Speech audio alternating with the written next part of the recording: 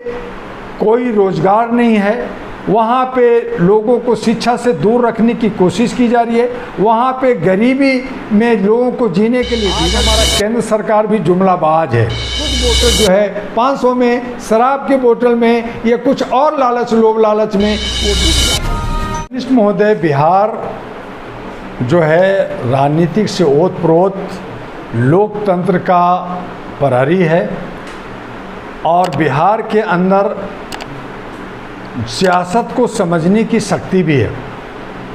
और जहाँ पे गुटबाजी है, जहाँ पे धर्म, आस्था और जात पात हावी हो और राजनीतिक जहाँ हावी हो, वहाँ स्वाभाविक है कि गुटबाजी होता है, लड़ाई होता है, झगड़ा होता है, धरना होता है, प्रदर्शन होता है।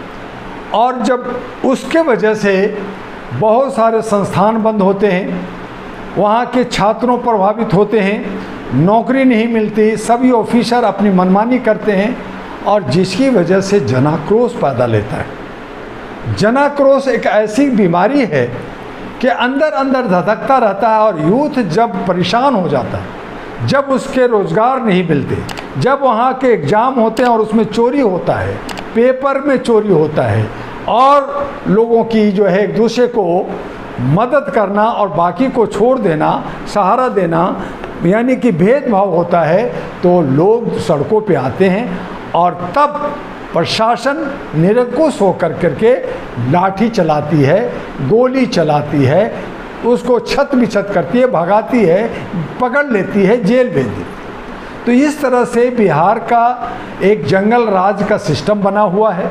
वहाँ पे कोई रोज़गार नहीं है, वहाँ पे लोगों को शिक्षा से दूर रखने की कोशिश की जा रही है, वहाँ पे गरीबी में लोगों को जीने के लिए विवश किया गया है। और बिहार का ही बॉर्डर है नेपाल में देख रहे हैं कि वहाँ आंदोलन हुआ, तख्ता पलट हो रहा, वहाँ पे ब्राह्मणवाद का खिलाफ जा रहे हैं, उनको भगाने की बात हो रही है। सारा सरकार, वहाँ के प्रधानमंत्री कोई नहीं भाग गया, मिनिस्टर भाग गया, जेल सब तोड़ दिए गए, सब कैदी बाहर निकल गए, वो भी बिहार में घुस रहे हैं, यूपी में घुस रहे हैं। तो बिहार को जो है एक राजनीति का अड्डा बना रखा है और ख़ास करके 1 महीने के अंदर ही वहाँ पे विधानसभा का चुनाव है।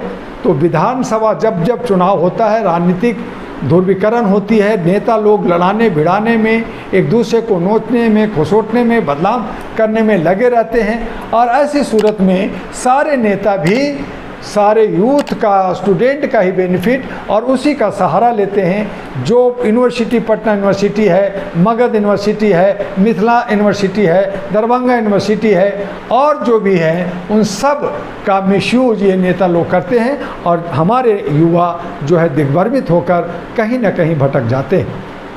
लेकिन राजनेता का तो काम होता है युवाओं को नौकरी देना।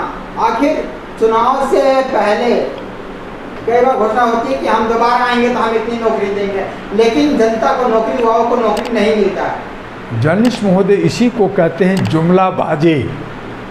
आज हमारा केंद्र सरकार भी जुमलाबाज है। 15 करोड़ लाख देंगे, 5 करोड़ नौकरी देंगे, पिंक सिटी बनाएंगे, स्मार्ट सिटी बनाएंगे, महंगाई ख़त्म करेंगे, बेरोजगारी ख़त्म करेंगे और जो है भ्रष्टाचार ख़त्म करेंगे, बहुत सारी बातें। हुआ कुछ नहीं। बिहार के अंदर भी जब चुनाव सर पे होता है तो बड़े बड़े वादा होते हैं, बड़े बड़े ये लोग वादा करते हैं, लेकिन एफिडेविट नहीं भरते।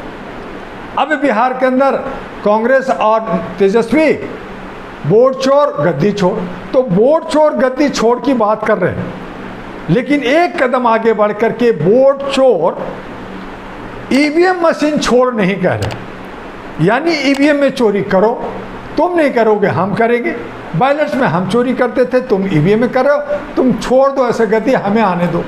तो ये जो है सिर्फ सत्ता की लड़ाई है, मुख्य मुद्दा से भटकाया जाता है। बिहार के लोगों को बेवकूफ़ लोग समझते हैं। ये लोग कोई एफिडेविट नहीं भरते, तो चाहे वो एनडीए सरकार वहाँ हो जो नीतीश का और बीजेपी के साथ है, चाहे वो इंडिया सरकार लाने की बात कर रही है, चाहे वो तीसरा घटक वहाँ जन स्वराज का है, प्रशांत किशोर का है, वो हाथ पांव मार रही है। और इसके साथ साथ ये तीन ही नहीं, बल्कि वहाँ 45 पार्टियाँ और उतर रही है, यानी टोटल 47 पार्टियाँ वहाँ पे अपना किस्मत आजमाने जा रही है। तो किस्मत आजमाने जा रही है, वोट बढ़ जाती है, जिनको 20-22% वोट मिलता है वो सत्ता में आ जाते हैं और 80% लोग जो है ठगे जाते हैं। और इस तरह से बिहार अगर राजनीतिक में परिपक्व है, जननी है, फिर भी वो ठगे जाते हैं। कुछ वोटर जो है 500 में शराब की बोतल में या कुछ और लालच, लोभ लालच में वो बिक जाते हैं। और यही वजह है कि लोकतंत्र संसार होता है, हमारा संविधान का वहाँ पे हत्या होता है और जो हमें चाहिए वो नहीं मिलता। इसलिए आपके चैनल से मेरा वहाँ की जनता से आगाज़ है कि वो कॉरपोरेट पार्टियों को और पारिवारिक पार्टियों को और पुराने तमाम पार्टियां जो सिर्फ बतौलाबाजी, सिर्फ जुमलाबाजी करती है, उनको वोट ना दें। अपने क्षेत्रीय चाहे लोकल पार्टी हो, चाहे इंडिपेंडेंट पार्टी हो, उनको दें या डॉक्टर दुआ का सलाह माने और एक नया जो हमारा विकल्प है उसके सहारे चलें, जो मानवता को लेगा, जो शिक्षा फ्री देगा, जो सुरक्षा फ्री देगा, जो स्वास्थ्य फ्री देगा, जो भ्रष्टाचार खत्म करेगा, जो सिंगल विंडो लाएगा, उनको वोट दें। और उसको भी कहें कि वो एफिडेविट भरें। और जब तक एफिडेविट नहीं भरेंगे, मैं उन तमाम नेताओं को और ख़ास करके तमाम दल बदलू नेताओं को जो इधर से उधर, उधर से इधर हो करके एक ही थाली के चट्टे बट्टे होते हैं, उन्हें हम वोट नहीं देंगे, उनको हरा आएंगे। तब बिहार एक दशा दिशा दिखाने वाला, आईना दिखाने वाला भारत का होगा।